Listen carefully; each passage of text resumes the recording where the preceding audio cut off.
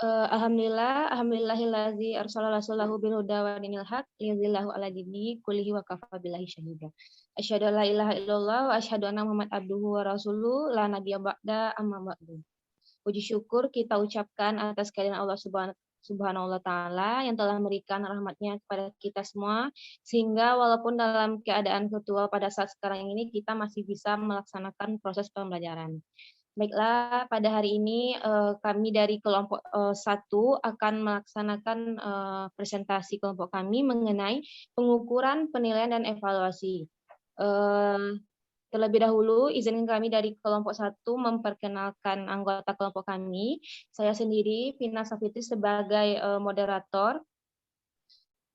Rekan saya, Anissa Kuratu Aini, dan rekan saya Azizah dan juga Dea Yanita Putri.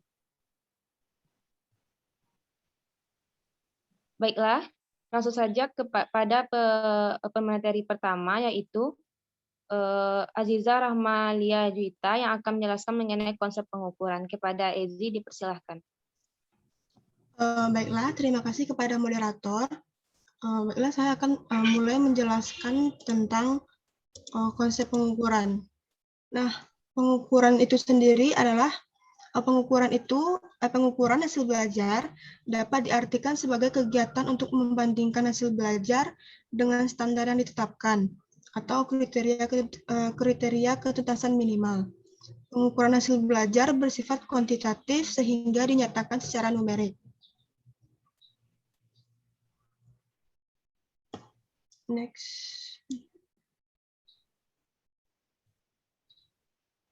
Nah, syarat-syarat alat ukur yang baik itu, yang pertama ada valid. Suatu alat ukur dinyatakan valid atau mempunyai validitas yang tinggi apabila alat ukur itu betul-betul mengukur apa yang ingin diukur. Nah, validasi ini dibagi atas validasi isi, validitas kriteria, dan validitas konstruk. Nah, validitas konstruk sendiri itu dibagi lagi menjadi validitas pengukuran serentak dan juga validitas prediktif.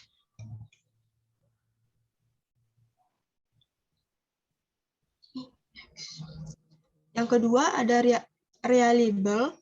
Suatu tes yang sahih atau valid adalah reliable. Tetapi suatu tes yang reliable belum tentu valid. Nah, reliabilitas suatu tes menunjukkan kepada ketetapan konsistensi atau stabilitas hasil tes atau suatu ukuran yang dilakukan. Yang ketiga itu ada pen score, ada objektif. Pen score hendaknya menilai atau men-skor apa adanya tanpa dipengaruhi oleh subjektif. Nah, tipe-tipe subjektif itu ada tes berisi pernyataan, multiple choice, tes berisi pertanyaan, true, false. Yang keempat ada praktis. Suatu alat ukur dikatakan praktis apabila biaya alat ukur itu murah. Di samping itu, alat tersebut mudah diadministrasikan, mudah diskor, dan mudah diinterpretasikan. Yang kelima ada norma. Dalam hal ini, norma diartikan sebagai patokan, kriteria, atau ukuran digunakan untuk menentukan dalam pengambilan keputusan.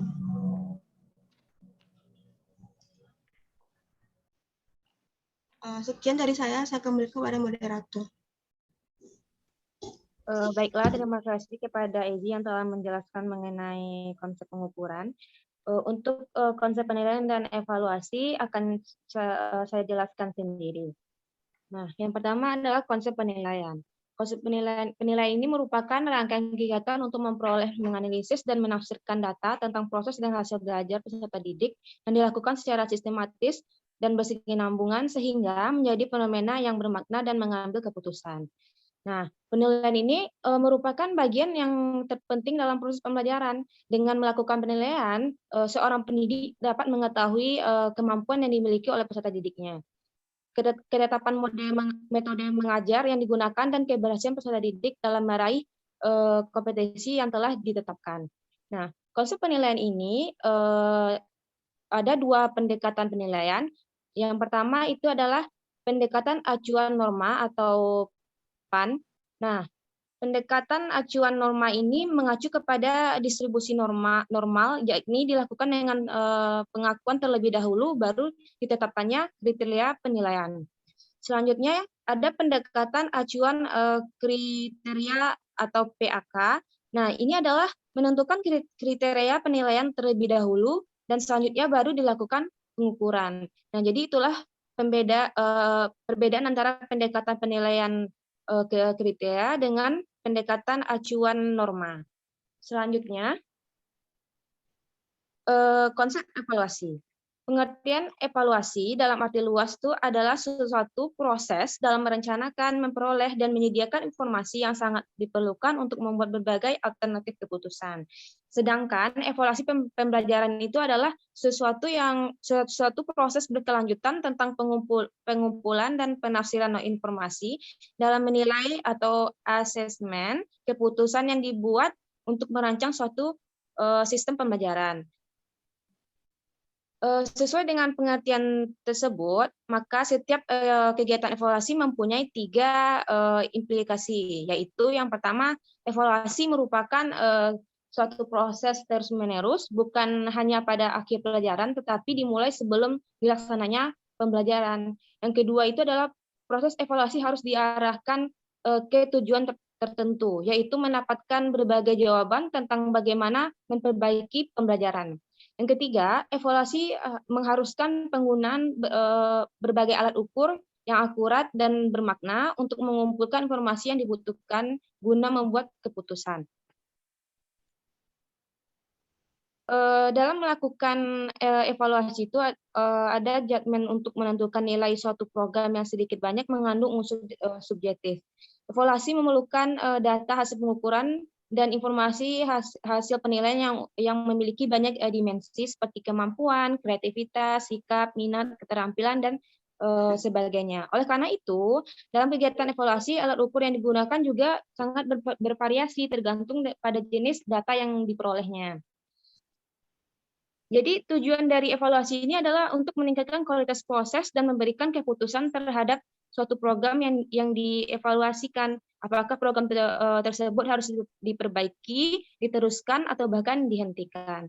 Baiklah, itulah penjelasan saya mengenai konsep penilaian dan evaluasi. Untuk materi selanjutnya mengenai subjek evaluasi akan dijelaskan oleh Anissa. Kepada Anissa, dipersilakan.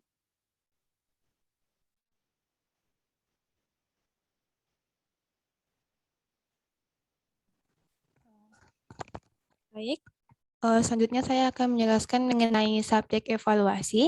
Subjek evaluasi sering diartikan sebagai pelaku atau pelaksana yang melakukan pekerjaan evaluasi atau orang yang terlibat dalam evaluasi. Dari jenis subjek evaluasi ada 2, yaitu pertama evaluasi internal dan yang kedua ialah evaluasi eksternal. Selanjutnya materi objek evaluasi. Dilihat dari aspek inputnya, maka objek dari evaluasi pendidikan meliputi 3 aspek. Yang pertama aspek kognitif, yaitu kemampuan, yaitu alat yang biasa digunakan dalam rangka mengevaluasi kemampuan peserta melalui tes kemampuan atau aptitude test. Yang kedua, aspek psikomotor atau kepribadian, yaitu evaluasi yang dilakukan untuk mengetahui kepribadian seseorang dengan menggunakan tes kepribadian atau personality test. Yang ketiga ialah aspek sikap. Yang aspek sikap dievaluasi terlebih dahulu bagi para calon peserta didik sebelum mengikuti program pendidikan tertentu. Unsur-unsur objek evaluasi pendidikan. Yang pertama ialah input, yaitu calon peserta didik sebagai pribadi yang utuh dapat ditinjau dari beberapa segi yang menghasilkan bermacam-macam bentuk tes yang digunakan sebagai alat untuk mengukur, yaitu mencakup 4 hal. Yang pertama kemampuan, yang kedua kepribadian, yang ketiga sikap-sikap, dan yang keempat ialah inteligensi. Unsur yang kedua transformasi, yaitu unsur-unsur dalam transformasi yang menjadi objek penilaian antara lain ialah pertama kurikulum, kedua metode, yang ketiga sarana pendidikan, yang keempat sistem administrasi, dan yang kelima ialah pengajar dan personal lainnya. Yang ketiga output, yaitu penilaian terhadap lulusan suatu sekolah dilakukan untuk mengetahui seberapa jauh tingkat pencapaian atau prestasi belajar mereka selama mengikuti program. Alat yang digunakan untuk mengukur pencapaian ini disebut dengan achievement test. Sekian dari saya kembalikan kepada moderator. Baiklah, terima kasih kepada Anissa yang telah menjelaskan. Selanjutnya, untuk materi fungsi evaluasi akan dijelaskan oleh Dea Yanita Putri. Kepada Dea, dipersilahkan. Baiklah, saya akan menjelaskan tentang fungsi evaluasi. Assessment of learning atau penilaian akhir pembelajaran merupakan penilaian yang dilaksanakan setelah proses pembelajaran selesai. Proses pembelajaran selesai tidak selalu terjadi di akhir tahun atau di akhir peserta didik menyelesaikan pendidikan pada jenjang tertentu. Maaf sebelumnya, apakah suara dia terdengar? Terdengar Sudah, Dea. Terdengar, Dea. Setiap pendidik melakukan penilaian yang dimaksudkan untuk memberikan pengakuan terhadap pencapaian hasil belajar setelah proses pembelajaran selesai. Berarti pendidik tersebut melakukan assessment of learning. Selanjutnya, yaitu assessment for learning atau penilaian untuk pembelajaran. Dilakukan selama proses pembelajaran berlangsung dan biasanya digunakan sebagai dasar untuk melakukan perbaikan proses belajar mengajar. Dengan assessment for learning, pendidik dapat memberikan umpan balik terhadap proses belajar peserta didik, memantau kemajuan, dan menentukan kemajuan belajarnya. Assessment for learning juga dapat dimanfaatkan oleh pendidik untuk meningkatkan performa dalam memfasilitasi peserta didik. Selanjutnya yaitu assessment of as learning atau penilaian sebagai pembelajaran. Mempunyai fungsi yang mirip dengan assessment for learning, yaitu berfungsi sebagai formatif dan dilaksanakan selama proses pembelajaran berlangsung. Perbedaannya, assessment as learning melibatkan peserta didik secara aktif dalam kegiatan penilaian tersebut. Peserta didik diberi pengalaman untuk belajar menjadi penilai bagi dirinya sendiri. Selanjutnya, yaitu teknik evaluasi, dibedakan atas dua, yaitu tes dan non-tes. Yang pertama, tes dibedakan atas menurut sifatnya, yaitu tes verbal dan tes non-verbal. Ya, yang kedua, menurut tujuannya, ada 6, yaitu tes bakat, tes inteligensi, tes prestasi belajar, tes diagnostik, tes sikap, dan tes minat. Selanjutnya, dibedakan menurut pembuatannya, itu dibedakan atas dua, yaitu tes terstandar dan tes buatan guru. Yang keempat, dibedakan menurut bentuk soal, yaitu tes individual dan tes kelompok. Yang keenam, yang kelima ditinjau dari objek yang dites, yaitu tes uraian dan tes objektif. Selanjutnya,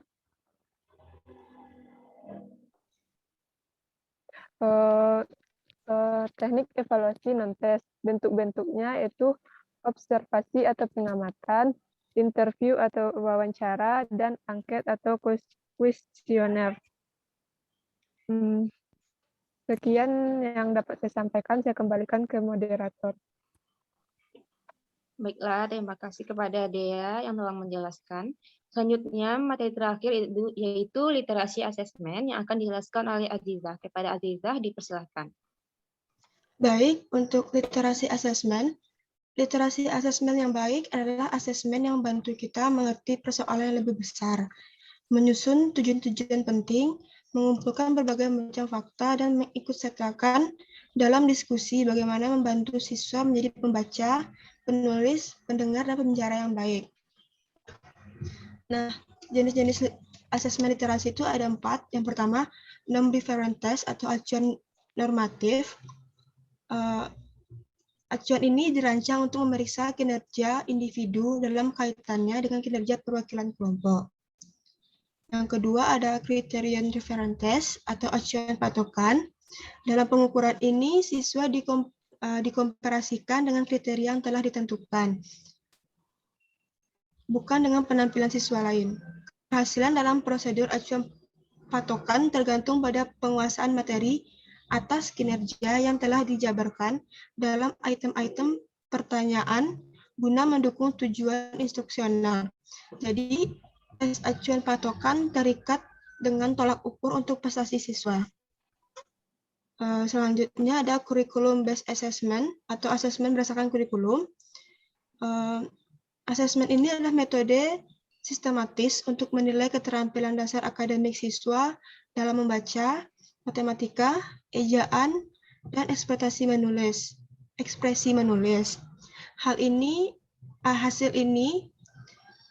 Hasil asesmen ini nantinya akan membuat keputusan instruksional dan monitor kemajuan siswa dalam bidang akademis tertentu. Pengukuran sering digunakan indikator kinerja siswa dengan menggunakan bahan yang tersedia di kelas. Selanjutnya ada performance based assessment. Asesmen ini menunjuk pada jenis-jenis tugas dan situasi yang akan diberikan kesempatan kepada siswa untuk mendemonstrasikan pemahaman mereka dan menggunakan pengetahuan, keterampilan, dan di posisi yang mereka miliki dalam berbagai konteks. Sekian, saya kembalikan kepada moderator.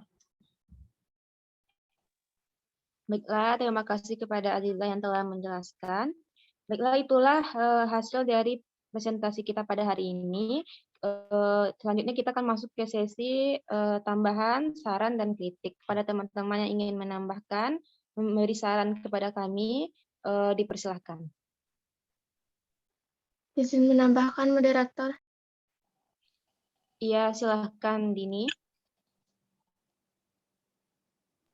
Baik, sebelumnya terima kasih kepada moderator yang telah memberikan kesempatan kepada saya.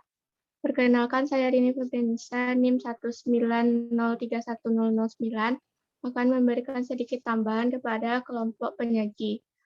Evaluasi merupakan proses merencanakan, memperoleh, dan menyediakan informasi yang sangat diperlukan untuk membuat alternatif keputusan. Sementara evaluasi pembelajaran adalah proses untuk mendapatkan data dan informasi yang diperlukan dalam menentukan sejauh mana dan bagaimana pembelajaran yang telah berjalan agar dapat membuat penilaian atau judgement dan perbaikan yang dibutuhkan untuk memaksimalkan hasilnya. Selanjutnya yaitu fungsi evaluasi pembelajaran. Evaluasi pembelajaran memiliki fungsi yang sangat penting dalam kurikulum dan proses pembelajaran.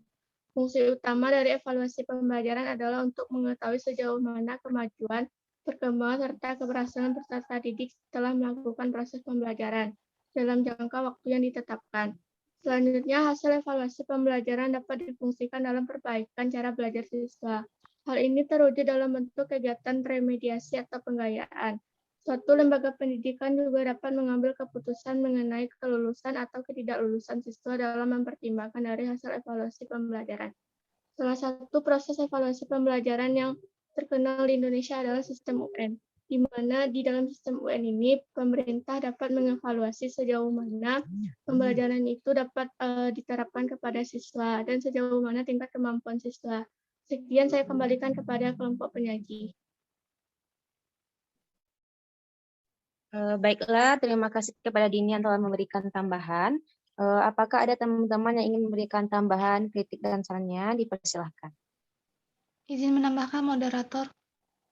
Ya, silakan Sukri. Baiklah, terima kasih kepada moderator yang telah mempersilahkan saya. Saya Sukriya Fatimah Nur, NIM 190311008. Izin menambahkan untuk fungsi khusus dari evaluasi dalam dunia pendidikan. Yang pertama, fungsi evaluasi dalam hal psikologis bagi peserta didik. Bagi peserta didik, evaluasi secara psikologis akan memberikan pedoman atau pegangan batin bagi mereka untuk mengenal kapasitas dan status dirinya. Jadi, dengan adanya evaluasi ini, mereka akan lebih termotivasi untuk mengembangkan potensinya masing-masing. Kemudian ada fungsi sosiologis. Evaluasi berfungsi untuk mengetahui apakah siswa atau peserta didik sudah mampu untuk terjun ke masyarakat. Kemudian ada fungsi didaktik metodis, yakni evaluasi yang membuat peserta didik dapat memberikan motivasi untuk memperbaiki, meningkatkan, dan juga mempertahankan prestasi siswa dan juga mengembangkan potensi-potensi yang ada pada dirinya. Kemudian ada fungsi administratif, yang mana evaluasi ini berfungsi untuk memberikan laporan tentang kemajuan siswa kepada orang tua maupun pejabat ke sekolah.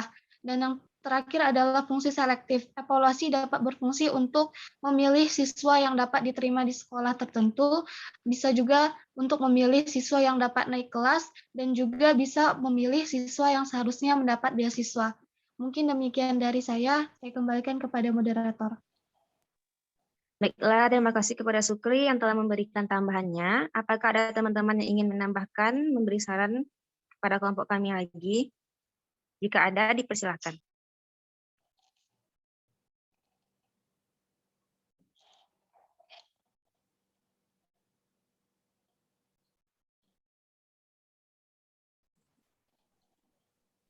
Izin menambahkan moderator. Dipersilahkan.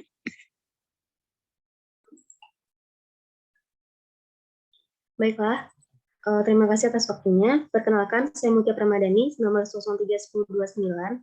Ini menambahkan materi mengenai perbedaan antara evaluasi, penilaian dengan pengukuran, dan persamaannya. Evaluasi pembelajaran yaitu suatu proses atau kegiatan untuk menentukan nilai, kriteria, atau tindakan dalam pembelajaran. Kalau penilaian dalam pembelajaran yaitu suatu usaha untuk mendapatkan berbagai informasi secara berkala, berkesinambungan, dan menyeluruh tentang proses dan hasil dari pertumbuhan dan perkembangan yang telah dicapai oleh siswa melalui program kegiatan belajar. Sedangkan pengukuran yaitu suatu proses atau kegiatan untuk menentukan kuantitas sesuatu yang bersifat numerik. Pengukuran ini lebih bersifat kuantitatif dan merupakan instrumen untuk melakukan penelitian.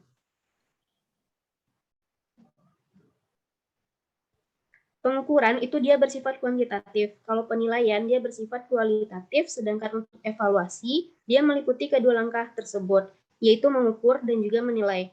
Sehingga hasil yang diperoleh dari kegiatan evaluasi yaitu kualitas yang menyangkut tentang nilai. Untuk persamaannya antara evaluasi dengan penilaian, yaitu sama-sama mempunyai pengertian menilai, sama-sama menentukan nilai sesuatu, dan sama-sama bersifat kualitatif. Sekian tambahan materi dari saya kembalikan kepada moderator. Baiklah, terima kasih kepada Mutia yang telah memberikan tambahan. Apakah masih ada teman-teman yang ingin menambahkan atau memberi saran? Izin menambahkan, moderator. Iya, dipersilahkan.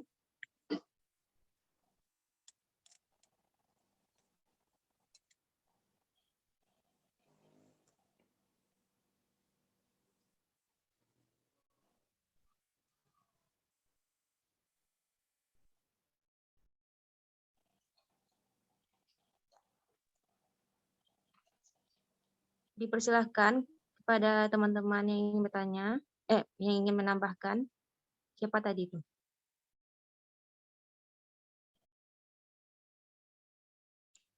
Leli.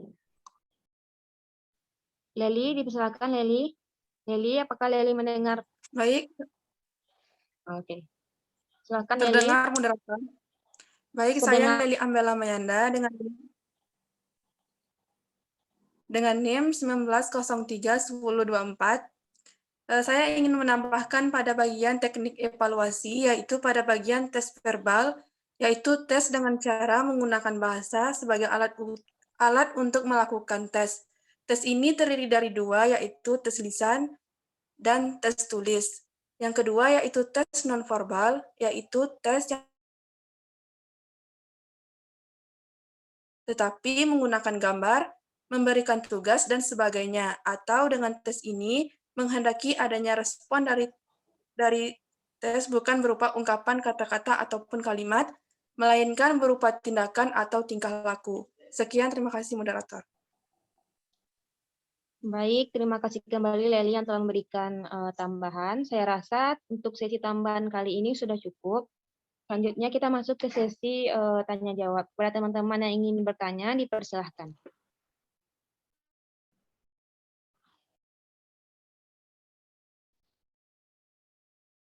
Izin bertanya, moderator. Ya, dipersilakan Reza. Terima kasih atas kesempatannya. Di sini saya ingin bertanya, perkenalkan, saya Reza Febrina dengan NIM 1903-1904. Di sini saya ingin bertanya, bagaimana, tolong penyaji paparkan konsep penilaian yang menggunakan pendekatan acuan norma dan konsep penilaian yang menggunakan acuan kriteria, serta tujuan utama dari masing-masing pendekatan itu apa aja. Terima kasih. Terima kasih kembali Reza yang telah memberikan pertanyaannya. Kepada Reza, agar teman-teman bisa melihat pertanyaannya, mohon ditulis di kolom chat. Terima kasih. Selanjutnya, apakah teman-teman ada yang ingin bertanya lagi? Izin bertanya, moderator. Ya, dipersilakan Dini. Baik, terima kasih kepada Pina. Perkenalkan, saya Dini Febriansyah, NIM 1903109. Pertanyaannya, apa perbedaan teknik evaluasi verbal dan teknik evaluasi non-verbal, dan apa contohnya, serta manakah teknik evaluasi yang sering digunakan evaluator? Sekian, saya kembalikan kepada moderator. Baiklah, terima kasih Dini. Dini jangan lupa menuliskan pertanyaannya di kolom chat. Selanjutnya, apakah teman-teman ingin bertanya, ada yang ingin bertanya lagi? Izin bertanya, moderator. Dipersilakan Hanika. Baiklah, nama saya Hanica Pramudian, NIM 19031136, ingin bertanya kepada kelompok penyaji, yaitu coba kelompok penyaji berikan contoh penerapan literasi asesmen. Sekian pertanyaan dari saya kembalikan ke moderator. Baik, terima kasih Hanica. Hanica silakan menuliskan pertanyaannya di kolom chat kembali. Selanjutnya, apakah teman-teman ada yang ingin bertanya? Izin bertanya, moderator. Dipersilahkan. Alda. Baiklah, perkenalkan saya Alessa Fitri, NIM 19031124. Izin bertanya, moderator. Tadi pada PPT slide ke-10 terdapat subjek evaluasi, yang mana dilihat dari jenis subjek evaluasi terbagi menjadi dua, yaitu evaluasi internal dan evaluasi eksternal. Nah, coba penyaji jelaskan masing-masing dari kedua jenis subjek evaluasi tersebut, lalu berikan contohnya. Sekian, terima kasih. Baik, terima kasih Alda. Alda jangan lupa menuliskan pertanyaannya di kolom chat agar teman-teman kita bisa melihat pertanyaannya. Selanjutnya, apakah ada teman-teman yang ingin bertanya? Izin bertanya, moderator. Iya, dipersilahkan, Sarah. Baiklah, perkenalkan saya Sarah Melinda, NIM 19031160. Saya ingin bertanya kepada kelompok Vina, yaitu tadi dijelaskan mengenai valid atau suatu alat ukur yang dikatakan valid mempunyai validitas tinggi apabila alat ukur itu betul-betul mengukur apa yang diukur. Nah, saya akan bertanya tentang apa sih perbedaan, dan coba kelompok penyaji jelaskan mengenai perbedaan dari validitas isi, validitas kriteria, dan validitas konstruk secara rinci. Terima kasih. Assalamualaikum warahmatullahi wabarakatuh. Baik, terima kasih Sarah. Selanjutnya, pertanyaan terakhir. Kita akan membuka 6 pertanyaan untuk sesi pertanyaan kali ini.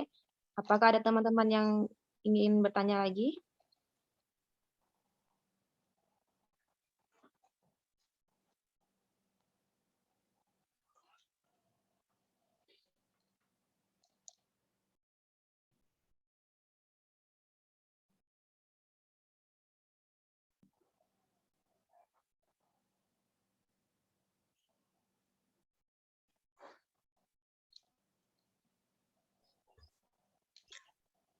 Vina, maaf menyampaikan, Freddy dari tadi udah raise hand, nah. Oh, oke. Kepada Preti dipersilahkan.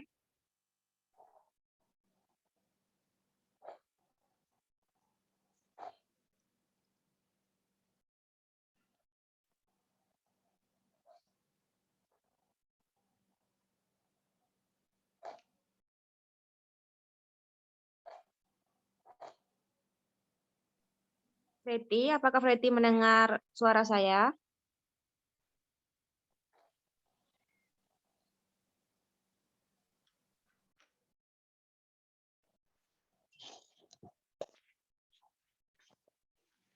Kalau nggak bisa, masukkan aja di atas chat. Tulis aja di chat. Kelihatannya dia sulit, sinyalnya sulit, yang goyang. Baiklah, sepertinya Preti sudah memberikan pertanyaannya di kolom chat. Saya sangat mengucapkan terima kasih kepada teman-teman yang sudah bertanya pada sesi pertama ini. Baiklah, izinkan kami berdiskusi dulu sebentar. Berikan waktu kami sebentar saja, nanti kita akan langsung menjawabnya.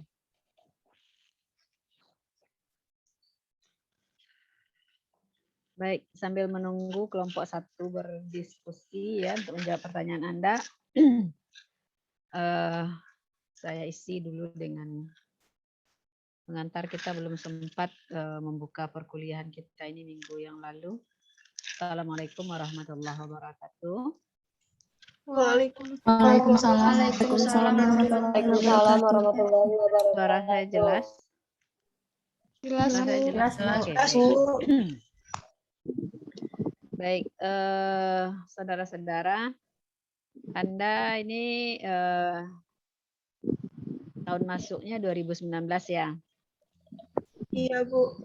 Oke, 2019 berarti sudah sempat kuliah 1,5 semester ya, sebelum akhirnya pembelajaran kita online ya. Benar, Bu. Ya, Bu. Iya, betul. Baik. Kuliah kita ini untuk mata kuliah evaluasi proses dan hasil belajar biologi.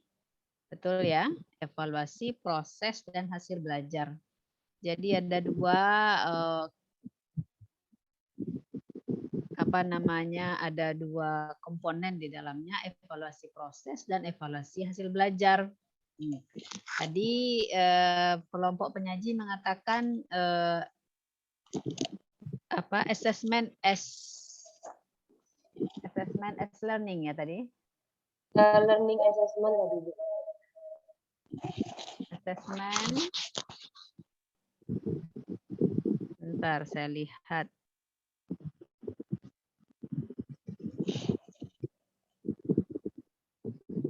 Istilahnya tadi apa? Assessment of learning, assessment for learning, and assessment as learning. Jadi evaluasi itu ada assessment of learning. Itu artinya apa itu?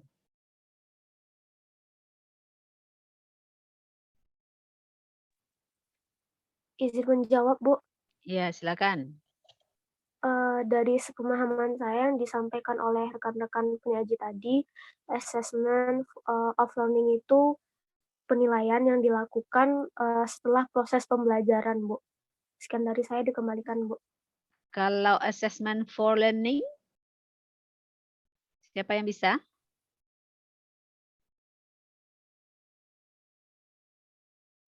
Izin menjawab, Bu. Ya, silakan Sukria. Menurut... Tadi siapa? Saya nggak lihat tadi. Tadi siapa yang jawab? Tadi saya, Bu, Asmaul Khairani, Bu.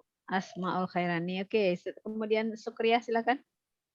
Menurut sesuai dengan apa yang disampaikan penyaji tadi, Sukri menarik kesimpulan bahwa assessment for learning itu adalah penilaian pembelajaran untuk meningkatkan hasil belajar peserta didik, Bu.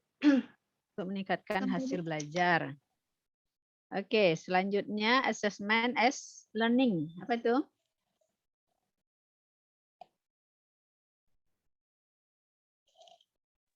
Izin menjawab, Bu. Ya, Sarah, oh ini Nadila. Siapa? Iya, Bu. Nabila, Bu.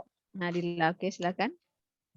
Menurut saya setelah yang disampaikan oleh kelompok penyaji tadi, assessment as learning adalah penilaian yang dilakukan selama proses pembelajaran, Bu. Nah, jadi Dan, Bu, oke, terima kasih. Jadi assessment itu ada ada assessment proses. Jadi penilaian proses. Makanya nama mata kuliah kita itu evaluasi proses dan hasil belajar. Evaluasi proses itu artinya evaluasi proses pembelajaran. Bagaimana pembelajaran itu berlangsung, bisa jalan atau tidak, anak paham atau tidak, anak banyak keluar atau tidak, anak aktif atau tidak, itu namanya evaluasi proses. Dari mana tahu prosesnya berjalan lancar, dilihat dari nanti hasilnya. Hasil belajarnya bagaimana, prosesnya katanya lancar, prosesnya berjalan dengan baik. Tapi hasil belajarnya bagaimana? Hasil belajarnya bagus atau tidak. Nah, jadi penilaian proses dan hasil belajar, makanya dua-duanya. Nah, satu lagi assessment of learning. Apa itu assessment of learning?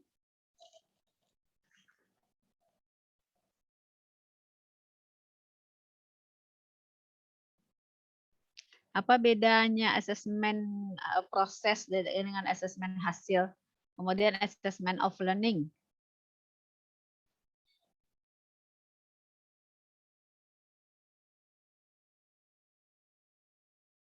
Siapa yang bisa jawab?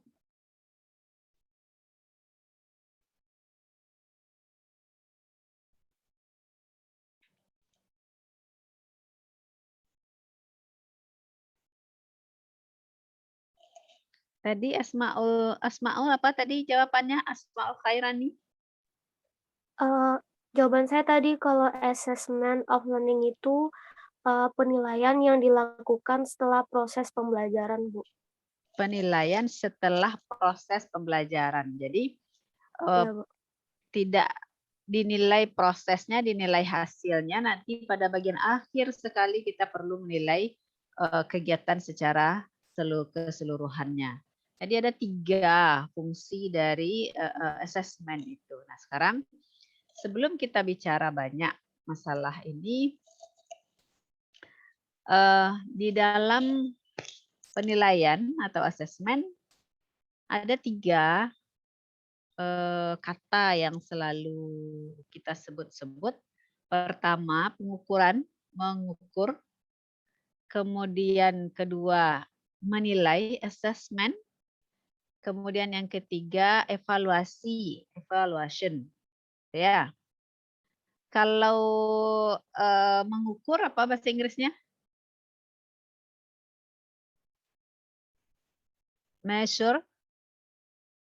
Measurement gitu ya, mengukur. Measure. Nah, sekarang coba siapa yang menyimak tadi? Yang mengukur itu maksudnya apa? Dia, Yenita Putri. Ada enggak nih orangnya? Dia, Yenita Putri. Ya, Bu. Nah, oke. Coba lihatkan wajah Anda, enggak kelihatan bagi saya. Oke. Dia, apa itu mengukur?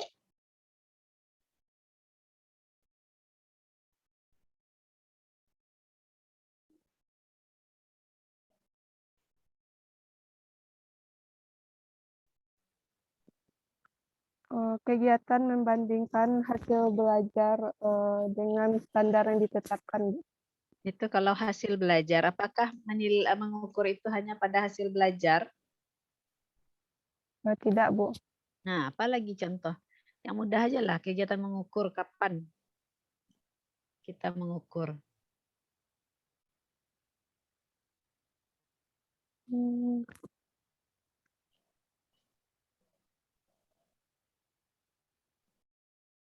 Banyak ya, mengukur mau buat baju diukur dulu badannya. Panjang lengannya, lebar bahunya, pinggangnya, dadanya, semuanya diukur ya kan? Nah, bagaimana apa itu yang dimaksud dengan mengukur? Dia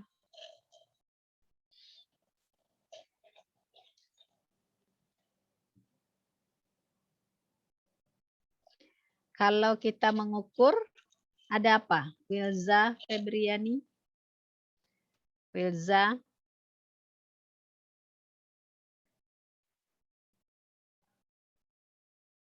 Wilza? Nah, ini yang saya takutkan Anda buka Zoom tapi orangnya tidak ada. Orangnya entah di mana. Wilza?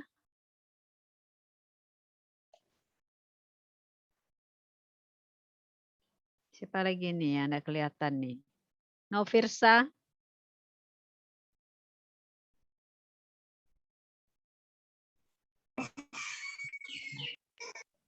Novirsa? Mana Novirsa?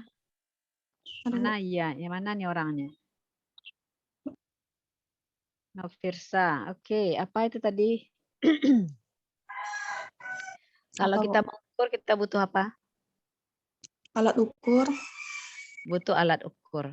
Apa saja alat ukur yang Novirsa tahu? Meteran kayak meteran tuh, Bu. Untuk mengukur Meteran itu untuk mengukur apa itu? Bisa untuk mengukur bahan, kayak mengukur badan untuk membuat baju. Ya, mengukur badan itu apanya? Berarti alat ukur. Kalau mengukur berarti ada apa? Ada yang diukur. Yang diukur itu apa namanya?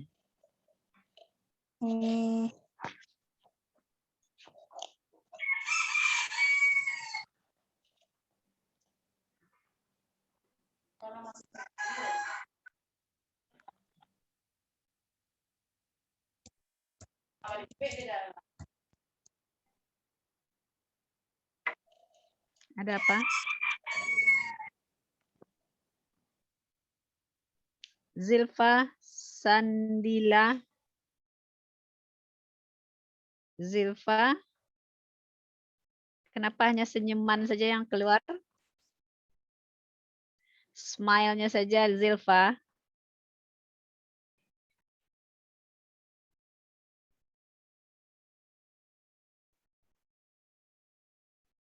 Putri Ramadhani.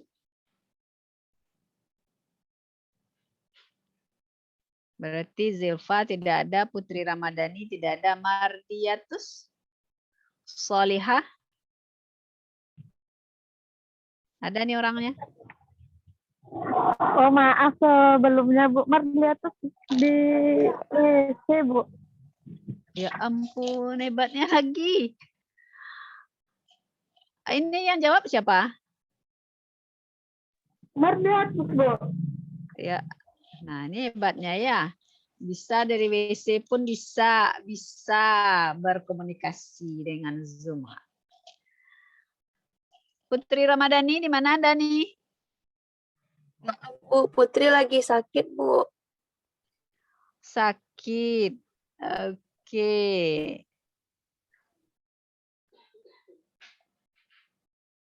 Zilfa? Zilfa sakit juga? Zilfa? Ya Bu. Sakit juga? Enggak, Bu, Lihatkanlah cuma wajah jaringan Zilfa. ada. Lihatkanlah wajah Zilfa. Tidak kelihatan sama Ibu. Mana nih orangnya? Masih ada enggak nih orangnya? Atau belum pakai jilbab? Masih pakai baju tidur?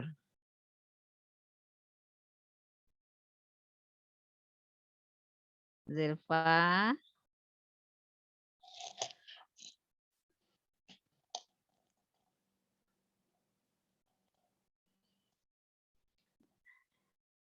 Ini suka duka belajar daring. Ya. Baik. Kita kembali ke pokok bahasan kita, ke pokok masalah kita tadi. Kalau mengukur berarti ada alat ukur. Alat ukur itu tergantung pada besaran yang akan diukur. Nah, ingat kuliah. pelajaran fisika awal-awal dulu di SMP ada besaran, ada satuan gitu ya. Besaran pokok itu ada panjang, ada massa, ada apa lagi? Ada waktu, ada suhu, ada apa lagi? Temperatur. Ya suhu, temperatur itu dia itu. Apa lagi? Intensitas cahaya, Bu. Intensitas cahaya, good. Jumlah zat Sekarang, partikel. ya. Tadi siapa yang jawab tadi? Meteran, aduh lupa. Meteran itu alat ukur untuk apa? Ukur panjang. Untuk alat ukur apa? Mengukur panjang. Panjang. Jarak ya, panjang. Atau alat mengukur jarak. Kemudian kalau alat ukur untuk temperatur? Termometer. Ada termometer. Ada termometer. Nah, sekarang kita ambil saja contoh. Kalau alat ukur massa? Timbangan. Timbangan atau neraca, boleh. Alat ukur itu dipakai untuk mengukur. Jadi mengukur itu menerapkan atau membandingkan suatu objek dengan alat ukurnya. Menerapkan atau membandingkan, bukan membandingkan ya, menerapkan ya, mengaplikasikan suatu alat ukur terhadap objek yang akan diukur. Objek yang akan diukur ini macam-macam. Kalau yang akan diukur itu tinggi badan, bisa pakai timbangan? Tidak, alat ukurnya tidak cocok. Kalau yang mau diukur itu suhu tubuh, bisa pakai stopwatch? Tidak pas gitu ya. Nah, jadi alat ukur tertentu. Nah, sekarang yang mau diukur itu tebal buku atau lebar buku lah, lebar buku. Saya pakai meteran atau saya pakai sentimeteran. Mana yang lebih tepat? Pakai meteran atau sentimeteran? Sentimeteran. Kenapa tidak pakai meteran saja? Karena kalau Terlalu panjang. terlalu panjang. Satu-satu. Putri, Hafizah. Karena lebar buku tuh kecil, Bu, jadi cukup pakai sentimeteran aja. Kalau yang udah agak panjang baru pakai meteran, Bu. Kalau saya pakai meteran, masalahnya apa? Terlalu panjang kalau meteran, Bu. Jadi kurang akurat, Bu. Kurang akurat. Itu dia. Tingkat kesalahannya lebih besar. Saya terpaksa mengira-ngira kalau saya pakai meteran. Meteran itu kan 1 meter, 2 meter, 3 meter. Tapi kalau yang Anda bayangkan itu meteran itu seperti untuk mengukur lingkar badan orang tukang jahit itu kan ada angka-angka yang lebih kecilnya, 1 cm, 2 cm, 3 cm. Nah, itu meteran itu atau sentimeteran? Sentimeteran lebih tepatnya. Kemudian di dalam sentinya ada lagi milinya ya kan? Nah, itu lebih tepatnya ke milimeteran. Jadi kita sudah salah dalam menggunakan istilah-istilah. Nah, sekarang kita tinggalkan itu. Kalau saya mengukur lebar buku, maka saya akan menggunakan sentimeteran. Kenapa saya tidak menggunakan meteran? Bisa pakai meteran, bisa. Kalau pakai meteran, maka saya akan mengira ini kira-kira 1/5 meteran, gitu ya, 1/5 meter. 1/5 meter itu kira-kira berapa? Sekitar 20 cm, gitu ya. Ternyata setelah diukur dengan sentimeteran, dia panjangnya 25 cm. Gitu. Artinya ada 5 cm kesalahan saya. Makanya pakailah sentimeteran. Kalau mau lebih teliti lagi, pakai milimeteran. Ya. Tingkat kesalahannya menjadi lebih kecil. Jadi tidak semua alat ukur bisa dipakai untuk mengukur suatu objek. Kalau begitu ada syarat untuk alat ukur. Nah, tadi sudah disebutkan syaratnya. Yang pertama harus valid. Valid. Apa sih itu yang valid? Valid itu maksudnya apa? Valid itu sahih. Bahasa Arabnya sahih. Sahih itu memang tepat untuk mengukur apa yang akan kita ukur. Tepat maksudnya begini. Tadi kalau kita mau mengukur suhu tubuh pakai termometer. Berarti termometer itu valid.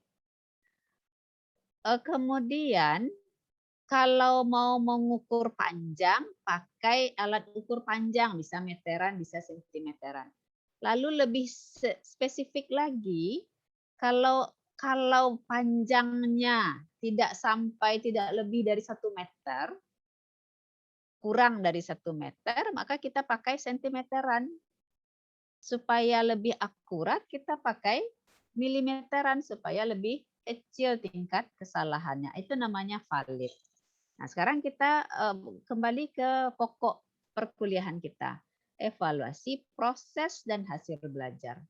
Nah, sekarang pada saat kita menilai pembelajaran, tadi assessment as learning, yang dinilai itu proses. Dalam proses itu apa yang kita lihat dari peserta didik?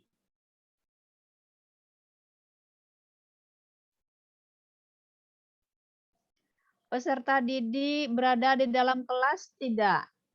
Peserta didik sering keluar kelas? Tidak. Peserta didik berkelahi atau ngobrol? Tidak dalam kelas. Apakah dia memperhatikan guru? Tidak. Itu namanya proses. Assessment, proses. Penilaian proses. Kalau kita mau melihat anak aktif dalam pembelajaran, aktif dalam arti positif, tidak aktif keluar kelas, tidak aktif bertengkar, tidak aktif ngobrol, maka apa alat ukurnya yang kita pakai?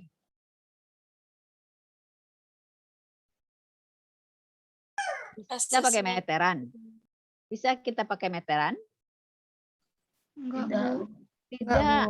Nah, kita lihat misalnya yang bertanya ada 10 orang. Oh, yang mencatat ada 5 orang. Yang menjawab pertanyaan ada 15 orang misalnya. Itu dengan apa kita lihat? Kita ukur. Siapa yang tahu?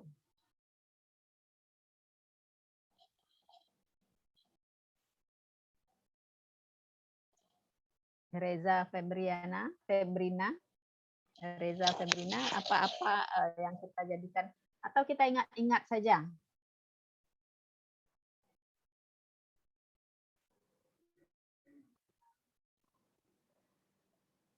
Banyak ya yang lahir bulan Februari.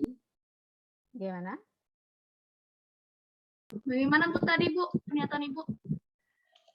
Kalau kita mau melihat proses, mengukur proses, kan kita penilaian, judul mata kuliah kita penilaian evaluasi proses dan hasil belajar. Tadi sudah kita katakan bahwa untuk menilai itu kita butuh alat ukur, gitu ya. Alat ukur, kalau yang mau dinilai itu proses saya contohkan tadi misalnya yang bertanya sekian orang, yang menjawab pertanyaan sekian orang, yang presentasi sekian orang, misalnya apa alat ukur kita?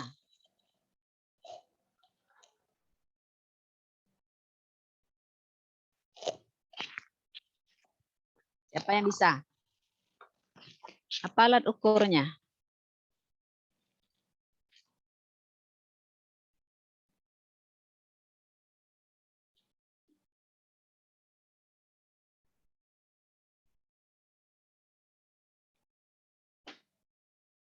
Sulit, nanti kita pakai.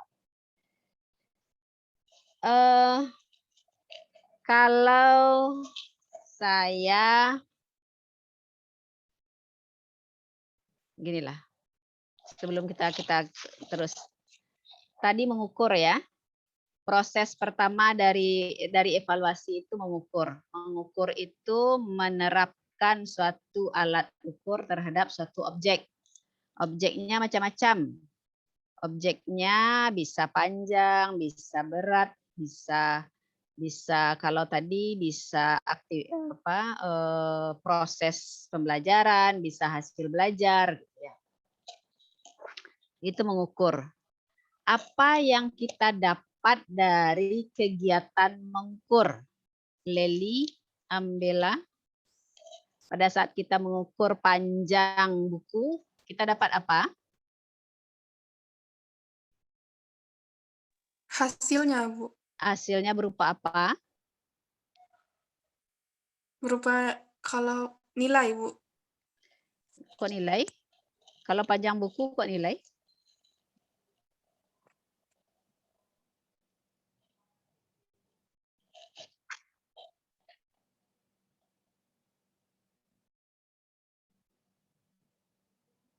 Apa yang kita dapatkan kalau mengukur panjang buku 1 sekian, panjang buku 2 sekian? Apa itu namanya? Perbandingan, Bu.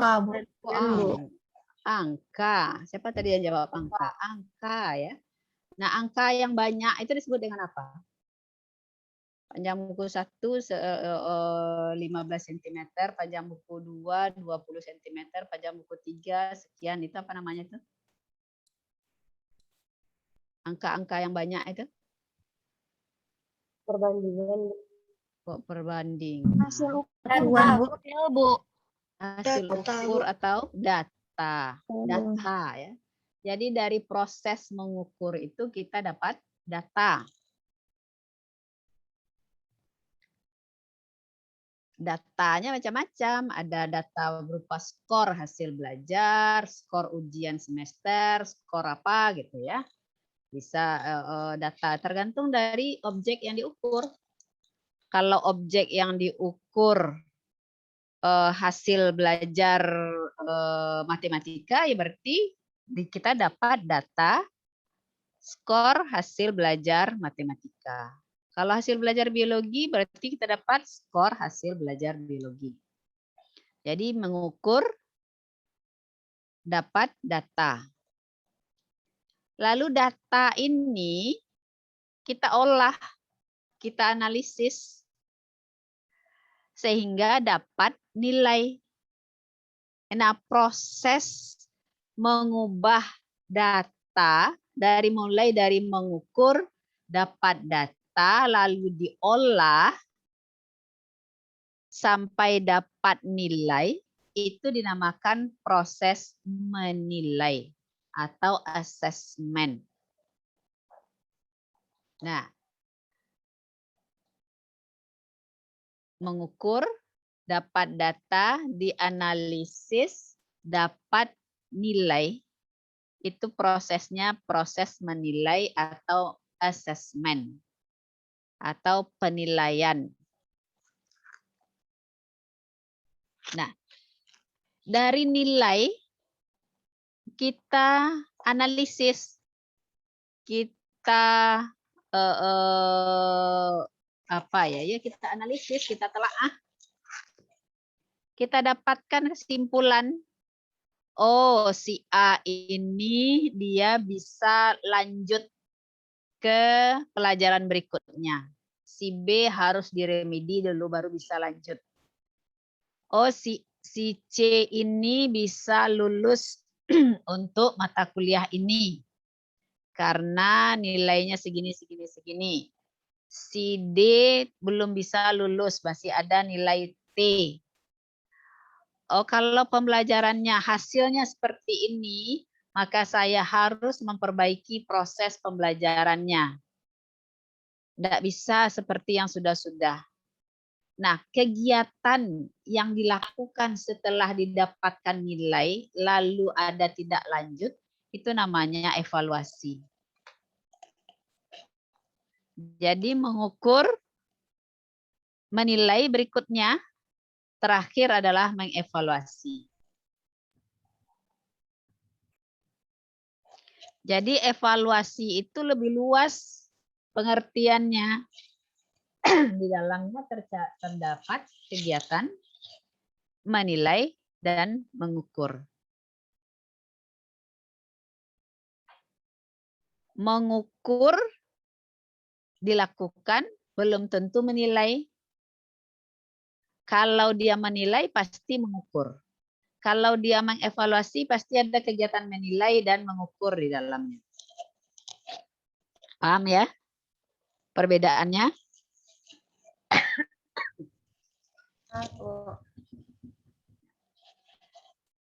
Nah,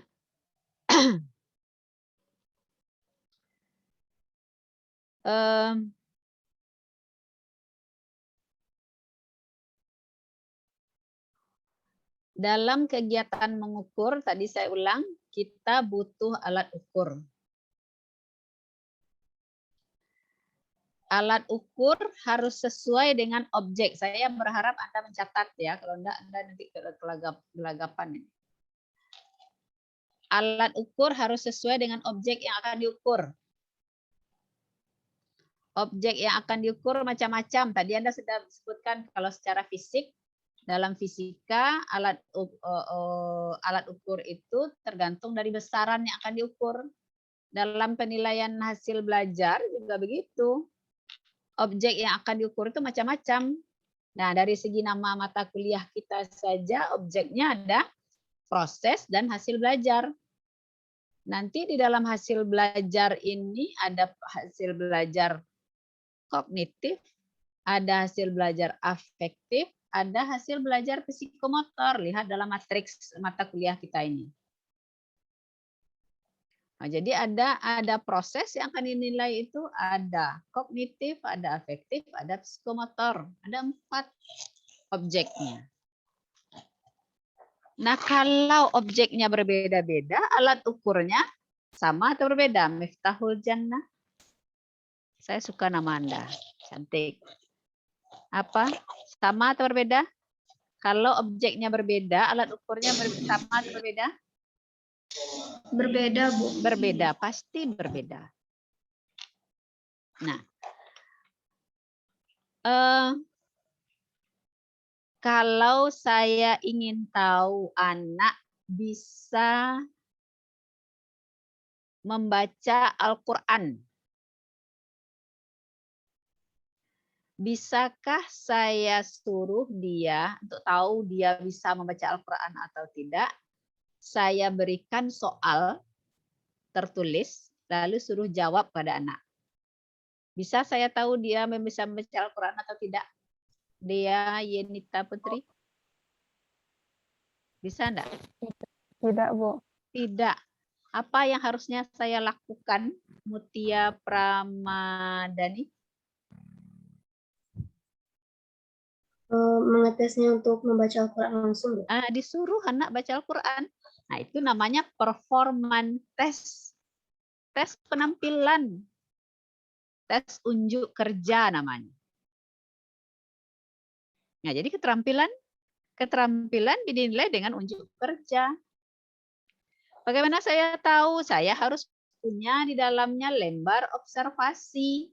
Nah, lembar observasi. Nah, itu tadi yang pertama kita ceritakan itu. Tahu anak, oh, hari ini sekian yang bertanya, hari ini sekian yang menjawab pertanyaan, hari ini sekian yang presentasi. Saya harus punya lembar observasi. Sehingga tercatat. Jadi lembar observasi adalah alat ukur. Jadi dalam kegiatan pembelajaran kita mengukur itu tidak pakai meteran, tidak pakai termometer, tidak pakai stopwatch. Kita pakai lembar observasi 1. Sekarang saya ingin tahu hasil belajar biologi pada materi anatomi tubuh manusia misalnya. Alat ukurnya apa yang bisa saya berikan? Fadia Hanin, apa alat ukurnya? Kalau hasil belajar pada materi anatomi tubuh manusia? Berupa lembar observasi tadi, Bu. Lembar observasi. Kalau tahu saya itu, kalau saya observasi, saya tahu anak ini paham dia anatomi tubuh manusia. Dengan memberikan soal. Soal, bagus, soal. Jadi alat ukurnya adalah lembar soal. Jadi lembar soal yang Anda biasa jawab, biasa kerjakan, itu alat ukur. Alat ukur Anda tentang pemahaman materi yang sudah diberikan. Itu alat ukurnya.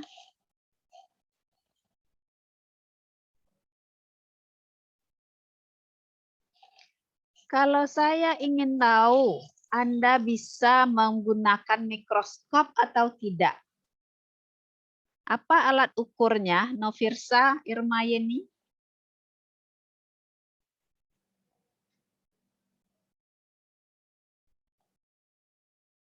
Novirsa, apa alat ukurnya? Alat ukurnya mikroskop itu, Bu. Ya, mikroskopnya diapakan? Digunakan. Jadi anak bagaimana? Mengamati benda yang ada di mikroskop itu. Dilihat saja, saya tahu itu. Anak diletakkan mikroskop di atas meja, lalu anak suruh melihat mikroskop gitu. Tidak, Bu. Bagaimana?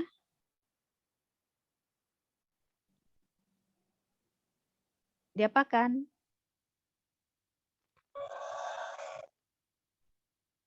Novirsa. Ya, Bu. Ya, diapakan supaya saya tahu anak itu bisa menggunakan mikroskop atau tidak? Disuruh untuk melakukannya langsung, Bu. Melakukan ini bagaimana nih? Praktek Menggunakan di labor. maksudnya. Menggunakan, suruh diberi dia objek. Coba kamu lihat ini apa yang ada di dalam objek ini. Katakanlah misalnya preparat gitu ya, preparat. Sampai dia bisa melihat, nanti saya lihat apakah benar-benar objek ini bisa Anda lihat. Iya, Bu. Ya, baru dilihat. Nah, ini dia, Bu. Nah, setelah dia bisa lihat, baru kita percaya, oh iya, dia bisa menggunakan mikroskop. Kalau hanya disuruh seperti ujian praktikum, saya tidak tahu Anda pernah melakukan atau tidak sistem gong. Ini namanya apa, ini namanya apa, ini namanya apa. Itu namanya bukan keterampilan menggunakan mikroskop. Itu pengetahuan Anda tentang mikroskop baru tuh. Sama dengan ujian dengan soal. Tapi dilaksanakan dengan sistem gong berkeliling seperti itu. Kalau yang ujian praktikum itu memang benar-benar harus praktikum. Gunakan mikroskop ya memang harus melihat objek. Bisa atau tidak? Apalagi mengukur suhu tubuh, dia bisa tidak menggunakan mikroskop, termometer untuk mengukur suhu tubuh. Harus benar-benar dilaksanakan. Itu namanya tes unjuk kerja. Sama dengan tadi, saya ingin tahu anak bisa membaca Al-Quran, memang harus disuruh baca Al-Quran ini, baca ayat sekian, saya dengarkan, saya juga menyimak dengan menggunakan Al-Quran, mana yang benar ini bacaannya ini salah, ini harusnya berdengung, ini harusnya panjang, ini harusnya pendek, ini apa gitu, dibaca di bawah, di atas, di depan. Nah, itu harus disuruh dia, bukan diberi soal. Untuk tahu anak bisa bernyanyi, ya kita suruh dia bernyanyi, jangan diberi soal. Itu namanya performance assessment, tes unjuk kerja. Nah, lembar apanya pengukurannya apa? Pengukurannya menggunakan lembar observasi. Nah, kemudian saya ingin tahu anak ini dengan teman-temannya bisa bergaul atau tidak? Teman-temannya suka dengan dia atau tidak? Dia bisa menyesuaikan diri dengan teman-temannya atau tidak? Nah, itu namanya penilaian sikap sikap sosial. Nah, sikap sosial bagaimana? Dengan berikan alat ukurnya apa? Kita berikan angket pada teman-temannya. Kita berikan kepada dirinya sendiri. Penilaian diri sendiri, penilaian oleh teman sejawatnya.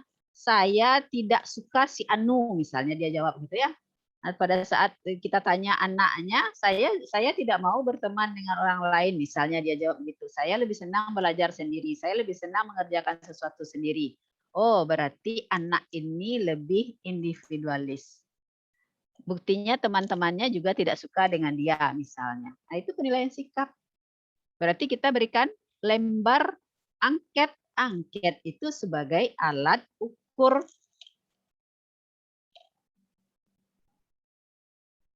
Nah, jadi alat ukur di dalam bidang pendidikan ini sangat jauh berbeda dengan alat ukur pada fisika. Nah, lalu alat ukur ini harus tadi valid. 1. Apalagi valid itu pas ya, sesuai. Kalau mau mengukur anak bisa menggunakan mikroskop, lembar observasi. Kegiatan menggunakan mikroskop. Kalau mau tahu anak bisa paham dengan materi mikrobiologi, soal mikrobiologi. Kalau mau tahu sikap sosial tadi lembar angket. Angket. Nah, itu namanya valid kalau kita menggunakan sesuai dengan objeknya, pas dengan objeknya, itu yang namanya valid. Apalagi syarat alat ukur tadi sudah disebutkan oleh kelompok ini. Jadi supaya kita dapat, tadi ingat lagi yang di awal tadi mengukur, kemudian dapat data, diolah dapat nilai lalu dianalisis lagi, lalu tindak lanjutnya berupa evaluasi. Nah, supaya data kita ini tepat, data kita ini benar, alat ukurnya harus benar juga. Syarat alat ukur 1 valid. Kemudian apa lagi syarat alat ukur yang lain? Tadi sudah disebutkan oleh kelompok 1. Siapa yang menyimak? Berlian Anggraini. Apa syarat alat ukur yang lain? Harus reliabel, Bu. Reliabel. Nah, apa lagi itu maksudnya reliabel? Reliabelnya begini. Saya kalau mengukur pakai meteran, mengukur lebar atau panjang lengannya berlian. Saya pakai meteran, dapat panjangnya 52 cm. Lalu alat ukur saya ini saya berikan kepada Vina Safitri, suruh lagi ukur pada saat yang tidak lama ya, jangan sampai 1 bulan pula, mana tahu tangannya berlian tambah panjang.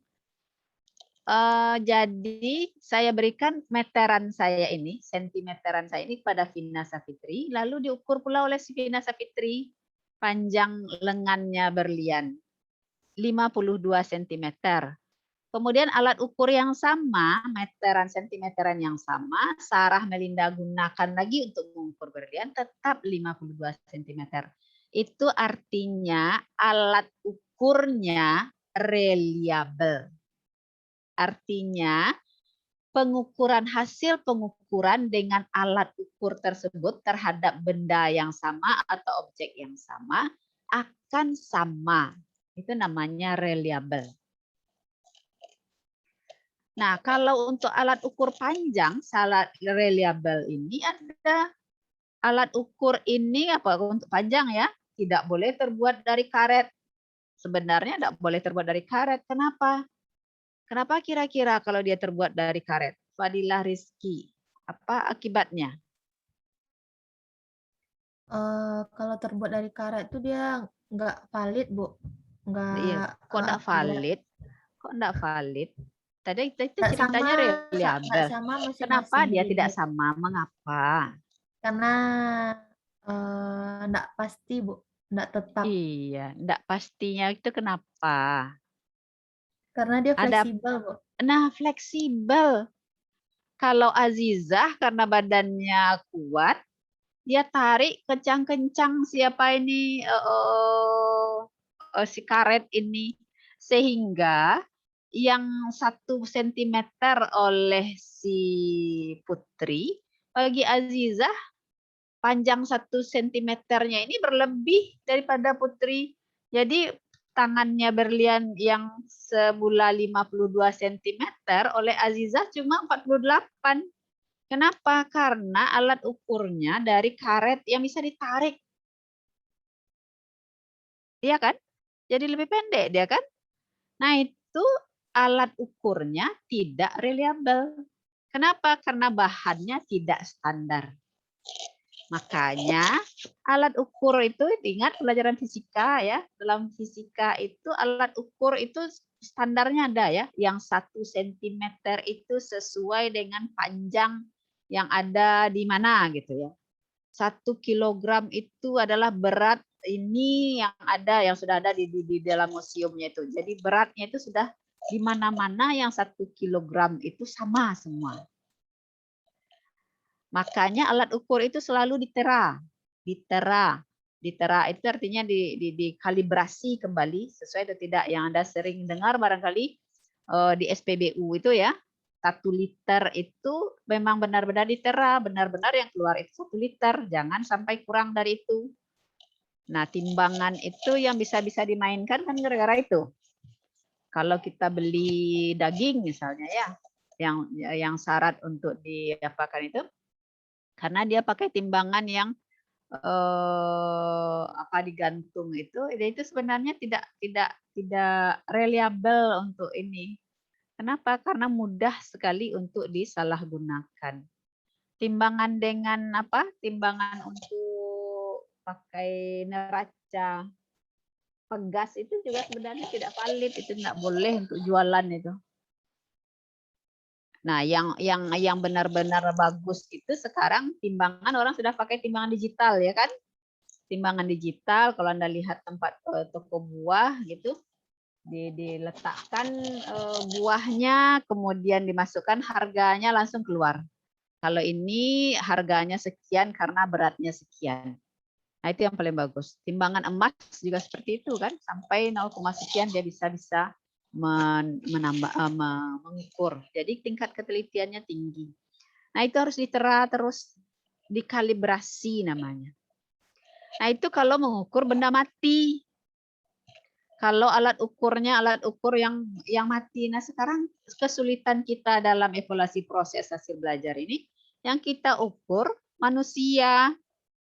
Manusia itu yang kita ukur isi kepalanya lagi. Kalau berat badannya mudah, kalau itu panjang lengannya mudah, kalau itu lingkar pinggangnya mudah. Tapi kalau isi kepalanya itu sulit. Kenapa?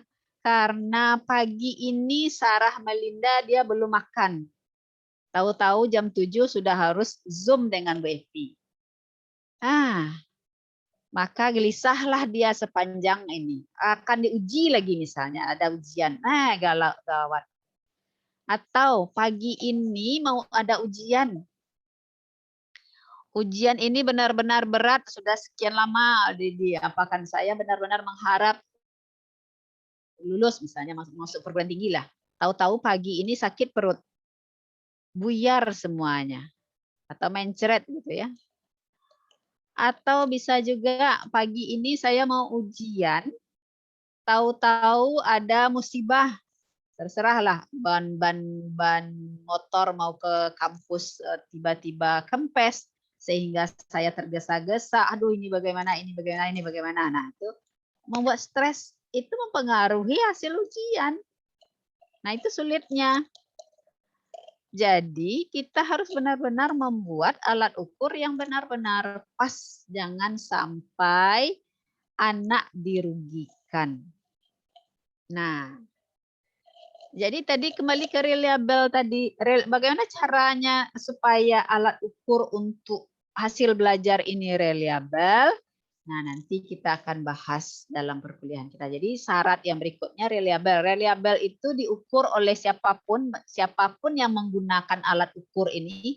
Saya ulangi, siapapun yang menggunakan alat ukur ini, dimanapun dia mengukur, asal dia menerapkan pada objek yang sama, maka hasilnya akan tetap.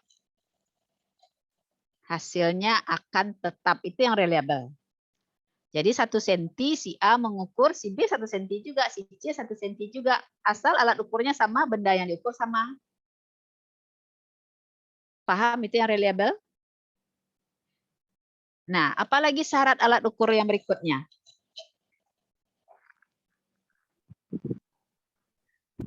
Objektif, Bu. Objektif itu artinya objektif ya, tidak subjektif. Kadang-kadang dalam mengukur ini, yang ini sering ini yang kalau dalam hasil belajar banyak sekali ini terjadi. Pada saat menilai, oh iya ini anak ini rajin, anak ini kasihan nih kita kalau nilainya segini, tambahlah. Itu namanya tidak objektif. Oh ini anak kepala sekolah, oh ini anak teman saya, oh ini begini. Nah, ingat seperti itu lalu nilainya ditambah. Maka kita tidak lagi menilai sesuai dengan apa yang tertulis. Kita menilai sesuai dengan perasaan kita deh, kasihan ini anak gitu ya. Kok jadi begini ujiannya, tambahlah nilainya. Nah, itu dia tidak objektif. Nah, mengapa soal A, B, C, D, E itu kalau multiple choice itu dikatakan objektif? Karena jawabannya ya tidak. Kalau dia salah nilainya 0, kalau dia betul nilainya 1. Itu makanya dia katakan objektif. Kalau soal esai, jawabannya kan berbeda-beda ya kan? Nah itu jawabannya bersifat subjektif. Tidak bisa objektif seperti ini. Nah, bagaimana caranya supaya dia menjadi objektif? Nanti ada caranya. Maka soal-soal esai itu harus dilengkapi dengan rubrik penilaian. Ada kuncinya. Sehingga kita menilai jawaban anak seperti ini. Oh berarti ini nilainya 80. Jawaban seperti ini, oh nilainya ini 60 misalnya. Ada rubriknya. Supaya dia menjadi objektif. Sudah, valid, reliable, objektif. Apalagi? Praktis, Bu. Praktis, Bu. Praktis artinya mudah dibawa-bawa. Mudah disimpan. Harganya murah. Jadi dari segi waktu, biaya, tempat penyimpanan, praktis. Yang praktis itu. Kalau meteran, sentimeteran itu kan mudah ya. Gampang. Mendapatkannya mudah, membawanya mudah, kemudian menggunakannya juga mudah. Nah, coba bayangkan kalau Anda ujian semester, soalnya 30 lembar. Kira-kira ya, sampai 10 lembar saja barangkali sudah kok sebanyak kok masih tebal juga lagi ini yang belum dijawab ya. Nah, itu namanya tidak praktis. Kalau 30 lembar untuk memperbanyaknya berapa duit tuh habis? Dari segi ekonomis tidak praktis. Kemudian dari segi mental anak yang mengerjakan juga tidak kena mentalnya langsung. Dilihatnya soal 30 lembar, ya Allah, ini berapa ini? Kalau 1 lembar itu ada 10 soal, berarti 300 ini soalnya. Nah, itu dia. Belum lagi apa-apa, dia sudah stres. Gitu ya. Nah, itu tidak praktis. Itu yang maksud dengan praktis. Oke, ada lagi syaratnya? Norma terakhir, Bu. Kenapa? Norma, Bu. Normanya apa nih? Norma ini berkaitan dengan etika ya, etika. Tidak misalnya tidak melanggar norma-norma yang berlaku pada suatu tempat misalnya ya. Apa ya yang norma ini jarang pula rasanya alat evaluasi yang sesuai dengan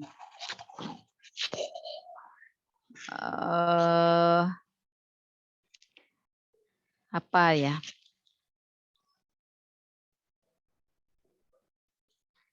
Ya pokoknya alat ukur kita tidak melanggar etika, tidak melanggar norma yang berlaku dari segi agama dan adat istiadat itu yang sepertinya sulit pula saya memberikan contoh gitu ya. Oke.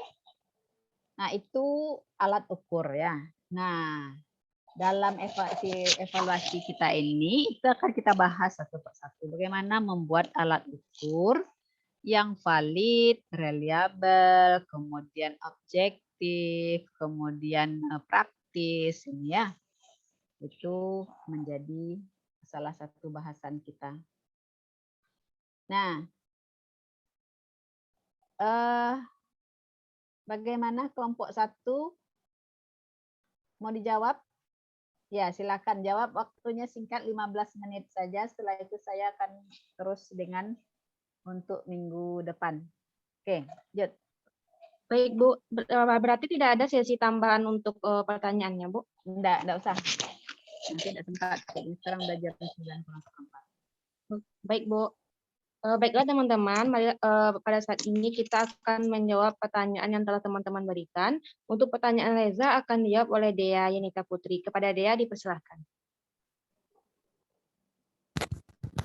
Baiklah, saya akan menjawab pertanyaan Reza, yaitu paparkan konsep penilaian yang menggunakan pendekatan acuan norma dan konsep penilaian yang menggunakan acuan kriteria, serta apa tujuan utama dari masing-masing pendekatan tersebut. Penilaian dapat dilakukan dengan dua pendekatan, yaitu pendekatan acuan norma dan pendekatan acuan kriteria. Pendekatan acuan norma mengacu pada distribusi normal, yakni dilakukan pengukuran terlebih dahulu, baru ditetapkan kriteria penilaian.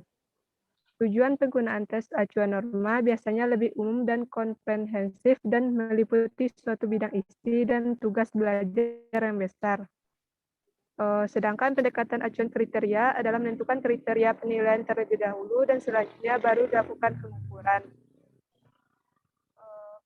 Tujuan menggunakan acuan kriteria itu untuk menyeleksi secara pasti status individual mengenai domain perilaku yang ditetapkan atau dirumuskan dengan baik. Sekian dapat saya sampaikan, saya kembalikan kepada moderator. Baiklah, itulah jawaban dari Dea. Apakah Reza dapat memahaminya?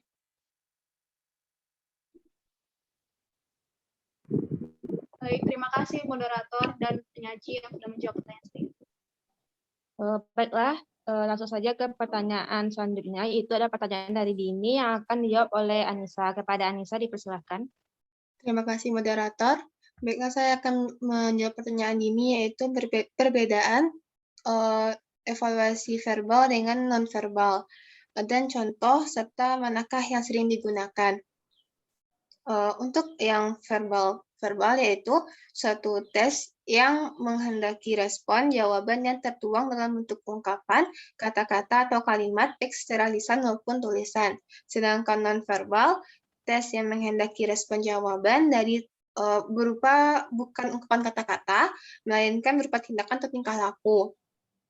Untuk contohnya, kalau untuk tes verbal mungkin seperti adanya kuis secara langsung karena itu berupa lisan. Dan untuk berupa non-verbal karena dia berupa tingkah laku seperti perubahan tingkah laku siswa atau mungkin seperti praktek skill lab atau mungkin praktek menari karena itu berupa tingkah laku. Untuk mana yang lebih sering digunakan, menurut saya mungkin lebih sering digunakan ialah yang tes verbal karena hampir seluruh mata pelajaran ataupun mata kuliah sering ketika sudah di akhir pasti ada pengujian secara ujian berupa soal. Sekian dari saya kembali kepada moderator. Baiklah, itulah jawaban dari Anissa. Apakah Dini dapat memahaminya? Baik, terima kasih kepada Nisa atas jawabannya. Alhamdulillah saya sudah memahaminya. Oke, baiklah. Selanjutnya pertanyaan Fetty Hengki Karmelia akan saya coba jawab sendiri. Pertanyaannya itu, bagaimana program pembelajaran yang ideal sesuai dengan situasi pandemi saat sekarang ini? Nah, program pembelajaran yang ideal pada saat sekarang ini menurut saya adalah program pembelajaran yang menggunakan atau menciptakan hal-hal yang inovatif yang dapat mendukung proses pembelajaran seperti yang kita ketahui bahwa Indonesia sedang berjuang melawan virus corona sehingga terjadi pembatasan kegiatan dalam masyarakat. Nah, begitu juga dalam dunia pendidikan yang mengalami perubahan sistem yang sangat drastis. Oleh karena itu, program pembelajaran yang ideal saat situasi saat sekarang ini itu adalah program pembelajaran yang menggunakan metode yang baik seperti metode project-based learning. Nah, metode ini memiliki tujuan utama untuk memberikan pelatihan kepada pelajar untuk lebih bisa berkolaborasi, gotong royong, dan empati dengan sesamanya. Nah, metode project-based learning ini sangat efektif diterapkan untuk para pelajar dengan membentuk kelompok belajar kecil dengan mengerjakan proyek, eksperimen, dan inovatif. Metode pembelajaran ini sangat cocok bagi pelajar yang berada pada zona kuning atau hijau. Dengan menjalankan metode pembelajaran yang satu ini tentunya juga harus memperhatikan protokol kesehatan. Yang kedua itu adalah daring method, seperti yang telah kita lakukan pada beberapa semester ini. Kita menggunakan daring metode untuk melaksanakan proses pembelajaran. Nah, untuk menyiasati ketidakkondusifan di situasi saat sekarang ini, metode daring bisa dijadikan salah satu hal yang cukup efektif untuk mengatasinya. Metode ini metode ini rupanya bisa membuat para siswa untuk memanfaatkan fasilitas yang ada di rumah dengan baik, seperti halnya membuat konten yang memanfaatkan barang-barang di sekitar rumah maupun mengerjakan seluruh kegiatan belajar melalui sistem online ini. Nah, jadi metode daring ini sangat cocok diterapkan bagi pelajar yang berada pada kawasan zona merah. Dengan menggunakan metode full daring seperti ini, sistem pembelajaran yang disampaikan akan tetap berlangsung dan seluruh pelajar tetap berada di rumahnya masing-masing. Dan yang terakhir itu ada metode yang bisa kita gunakan adalah metode blend learning. Nah, metode ini merupakan metode yang menggunakan dua pendekatan sekaligus, yaitu dalam artian metode ini menggunakan sistem daring sekaligus dengan melalui video conference seperti yang kita lakukan pada saat sekarang ini. Jadi meskipun pelajar dan pengajar melakukan pembelajaran dari jarak jauh, keduanya masih dapat berinteraksi satu sama lainnya. Baiklah, itulah jawaban dari saya mengenai bagaimana proses pembelajaran yang ideal pada situasi saat sekarang ini. Apakah Freti dapat memahaminya?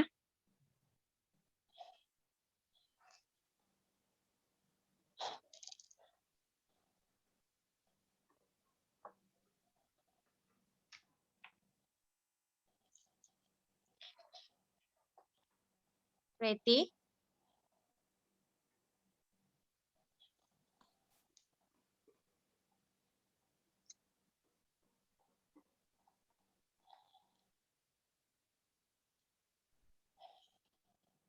Preti, oh baiklah, sepertinya Preti sudah memahaminya. Selanjutnya pertanyaan dari Sarah yang akan dijawab oleh Azizah. Kepada Azizah dipersilakan. Baiklah, saya akan menjawab pertanyaan dari Sarah. Pertanyaannya itu, coba kelompok penyaji jelaskan apa saja perbedaan dari validitas isi, kriteria, dan konstruk. Nah, validitas isi ini dipandang dari segi isi alat ukur itu sendiri, berdasarkan materi yang disampaikan dalam pengajaran dan diharapkan dikuasai oleh siswa. Sedangkan untuk validitas konstruk, ini mempersoalkan apakah bagian yang penting di dalam suatu konsep ditanyakan atau merupakan bagian dari suatu tes yang disusun. Untuk validitas kriteria, ini kita bagi menjadi dua. Ada validitas prediktif. Nah, untuk prediktif ini dikaitkan dengan kenyataan yang akan diperoleh jika hasil tes itu dihubungkan dengan keberhasilan studi di masa yang akan datang. Yang kedua ada validitas pengukuran serentak. Validitas ini dapat dengan jalan mengkorelasikan atau melihat hubungan hasil tes yang dimaksud dengan hasil tes lain yang dipandang sebagai kriterium yang diberikan atau dilaksanakan pada waktu bersamaan dengan pelaksanaan tes tersebut. Sekian jawaban dari saya kembali kepada moderator. Baiklah, itulah jawaban dari Azizah. Apakah Sarah dapat memahaminya? Baiklah, terima kasih kepada Azizah. Insya Allah saya dapat memahaminya. Baiklah, selanjutnya pertanyaan nomor 5 itu pertanyaan dari Alda Safitri yang akan dijawab oleh Anissa. Kepada Anissa dipersilakan. Baik, terima kasih moderator. Saya Anissa akan menjawab pertanyaan dari Alasa Fitri, yaitu tentang subjek evaluasi. Subjek evaluasi terbagi menjadi dua, yaitu evaluasi internal dan eksternal. Jelaskan masing-masing dari kedua jenis subjek tersebut, lalu berikan contohnya. Untuk yang evaluasi internal, yaitu evaluatornya adalah petugas evaluasi program yang sekaligus merupakan salah satu dari petugas. Misalnya dalam suatu sekolah diadakan evaluasi, maka menjadi evaluatornya ialah pengajar atau guru. Untuk evaluator eksternal, evaluasi eksternal yaitu orang-orang yang tidak terkait di sekolah tersebut. Misalnya seperti orang tua dan masyarakat. Sekian dari saya, sekarang kepada moderator. Baiklah, itulah jawaban dari pertanyaan Alda. Apakah Alda dapat memahaminya? Terima kasih moderator. Insya Allah saya sudah paham. Baiklah, untuk pertanyaan terakhir itu pertanyaan dari Hanika, yaitu saya akan mencoba menjawab sendiri. Pertanyaannya adalah bagaimana penerapan contoh penerapan dari literasi asesmen ini. Nah, literasi asesmen ini berfungsi untuk membantu kita mengerti persoalan yang lebih besar, menyusun tujuan-tujuan penting, mengumpulkan berbagai macam fakta, dan mengikut sertakan dalam diskusi bagaimana membantu siswa menjadi pembaca, penulis, pendengar, dan pembicara yang baik. Nah, seperti yang telah dijelaskan tadi, ada 4 macam asesmen, yaitu ada non-reference test, yang kedua ada criterion reference test, yang ketiga ada performance based assessment, dan yang terakhir ada curriculum based assessment. Nah, saya akan memberikan contoh penerapannya pada bagian curriculum based assessment. Yang pertama, penerapannya dalam kita mentes membaca seorang anak. Nah, yang kita ukur adalah kelancaran membaca seorang individual itu. Nah, seorang guru akan duduk dengan satu siswa yang akan membacakan 2 atau 3 bagian yang dipilih dengan keras masing-masing selama 1 menit. Nah, guru akan mencatat kesalahan yang terjadi saat membaca bacaan tersebut. Selanjutnya, mereka akan mengambil rata-rata kata yang dibaca dengan benar dari setiap bagian yang akan dianggap sebagai tingkat membaca siswa yang sebenarnya. Biasanya tingkat membaca ini terjadi kita lihat pada siswa tingkat sekolah dasar. Selanjutnya adalah menilai ejaan. Saat menilai ejaan, guru dapat membacakan 10 hingga 15 kata dalam 2 menit yang harus dieja oleh siswa dengan sedikit atau tanpa kesalahan. Nah, guru akan menilai siswa berdasarkan urutan huruf yang benar, yaitu pasangan huruf yang ditempatkan dengan sebagai contoh yang seperti yang akan Anda lihat memiliki 5 huruf yang benar. Dalam hal ini guru akan menilai spot dari 5 1 tanda per huruf yang benar. Jadi guru akan menilai dari setiap ejaan yang dia tulis itu. Selanjutnya contohnya itu dalam penerapan menulis. Nah, guru akan memberikan siswa 1 menit untuk memikirkan alur cerita dan 3 menit untuk menulis sebanyak mungkin. Nah, cerita misalkan pada cerita starter dan terlihat seperti suatu hari saya berada di sebuah karnaval dengan teman saya. Tiba-tiba 100 balon mulai hanyut. Nah, contohnya seperti itu. Nah, guru dapat menilai menulis problem dalam beberapa cara, misalnya mereka dapat menekankan jumlah kata yang ditulis, jumlah kata yang dieja dengan benar, atau kombinasi keduanya. Nah, jadi itulah 3 contoh penerapan literasi asesmen. Apakah Hanika dapat memahaminya? Terima kasih kepada kelompok penyaji. Insya Allah saya dapat memahami. Alhamdulillah semua pertanyaan sudah terjawab. Saya mohon maaf apabila dalam menjawab kelompok kita belum sempurna, mungkin akan disempurnakan oleh Ibu. Saya kembalikan kepada Ibu. Baik, terima kasih. Bisa saya share screen?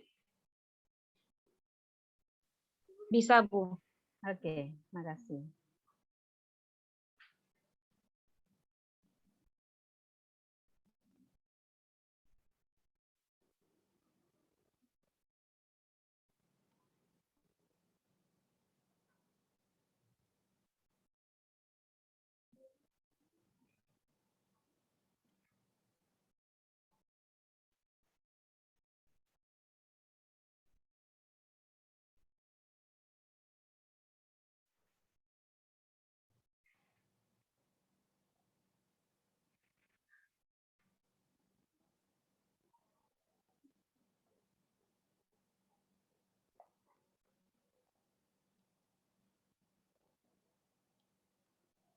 Kok belum bisa? Anissa, tolong jadikan Ibu co-host, Anissa. Maaf Bu dan teman-teman, tolong bantu Nisa untuk cara Ibu jadi co-host. Soalnya kalau Ibu jadi host nanti videonya ke save-nya ke Ibu, Bu.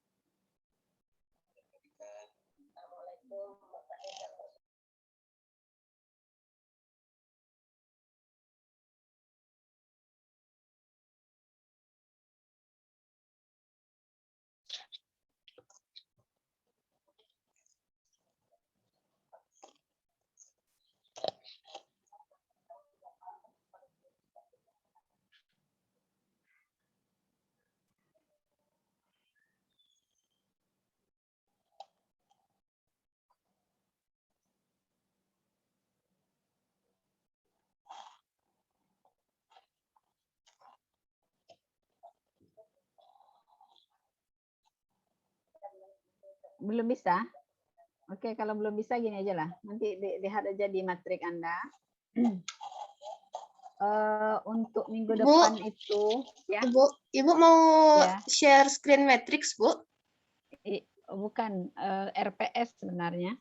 RPS. Atau matrik enggak apa-apa juga. Tolong matrik aja lah. Ya, Bu. Soalnya pas saya tekan pilihan nggak ada untuk co-hostnya gitu, Bu. Oke. Matrix ya, Bu? Ya. Matrix.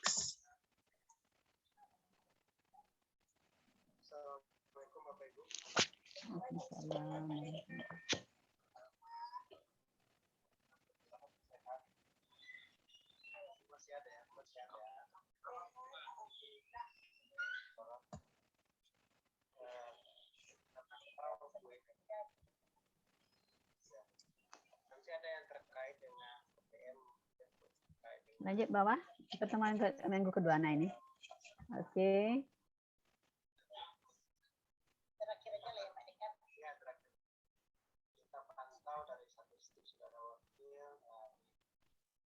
Baik.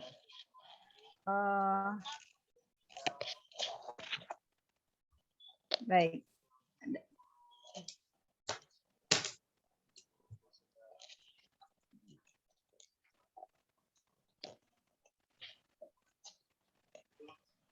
RP. 9.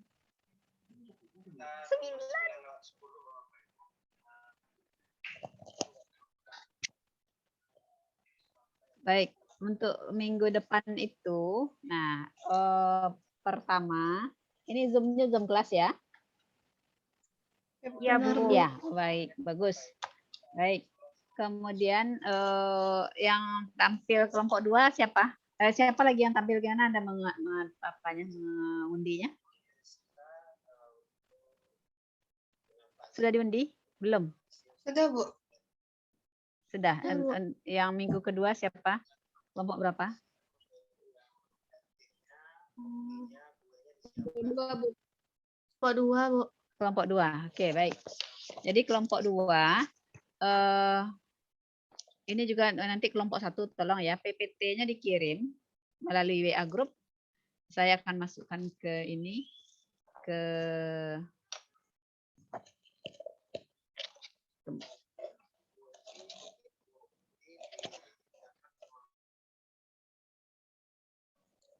ya Pak Yogi sudah saya apakan Pak. Sudah.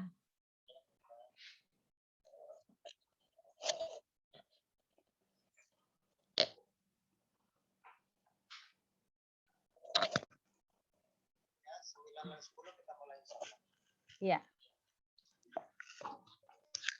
Oke,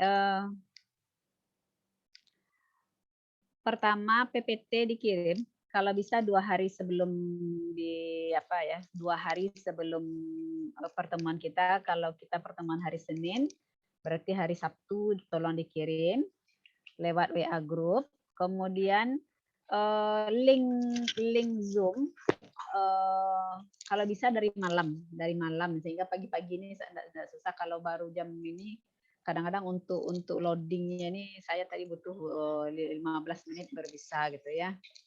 Kemudian yang tampil itu mengirimkan video presentasi. Jadi Anda buat video presentasi sehingga kita tidak perlu menghabiskan waktu untuk presentasi.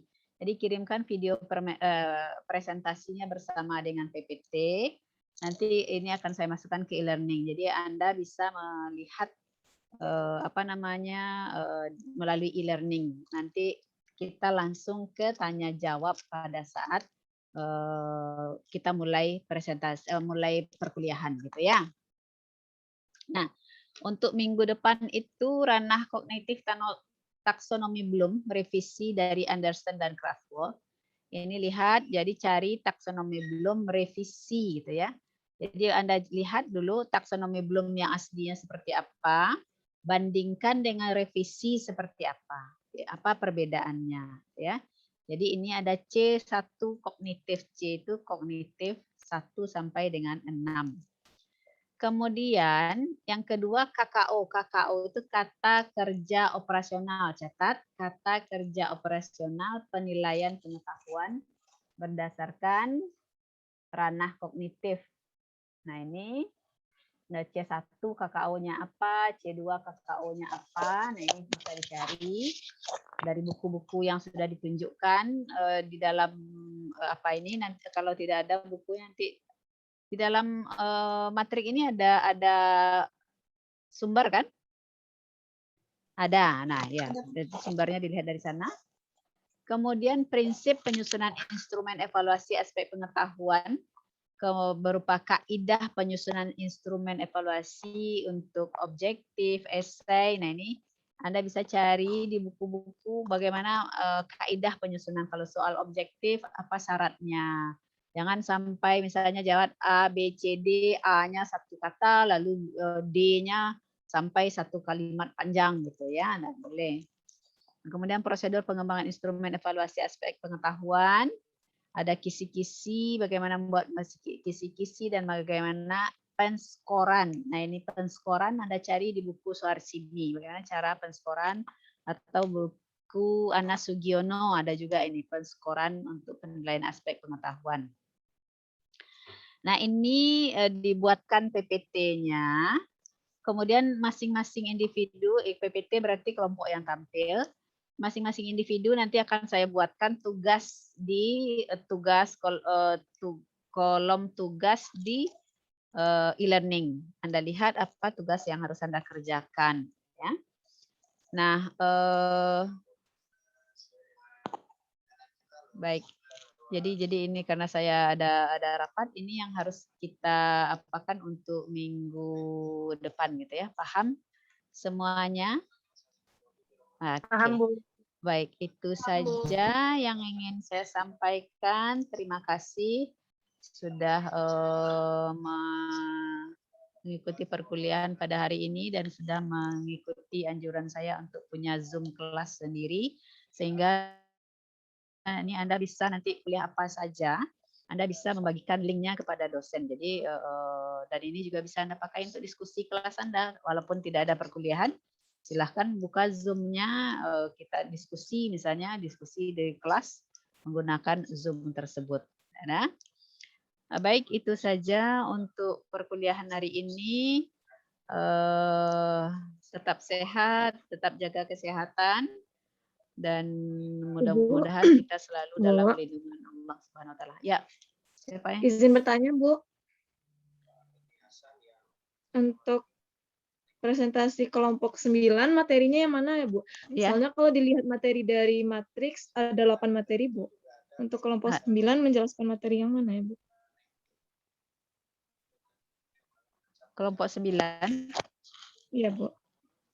Nanti kita apakan ya, ada ininya, ada akan bisa kita penggal-penggal nanti. Aman itu. Saya khawatirnya justru nanti kalau masing-masing kelompok akan dapat 2 kali tampil masing-masing ya. Karena kita akan ada tugas-tugas yang cukup banyak. Oke? Oke, Bu. Baik. Terima kasih, Bu. Itu saja ya yang bisa disampaikan pagi hari ini. Mudah-mudahan kita semua tetap dalam lindungan Allah Subhanahu wa taala dan diberi rahmat kesehatan dan jauhkan dari COVID yang saat ini sedang melanda dunia ini. Baik, kita akhiri dengan doa kafaratul majlis. Subhanakallahumma wa bihamdika asyhadu an la ilaha illa anta astaghfiruka wa atubu ilaik. Assalamualaikum warahmatullahi wabarakatuh. Waalaikumsalam Waalaikumsalam warahmatullahi wabarakatuh. warahmatullahi wabarakatuh. Ibu.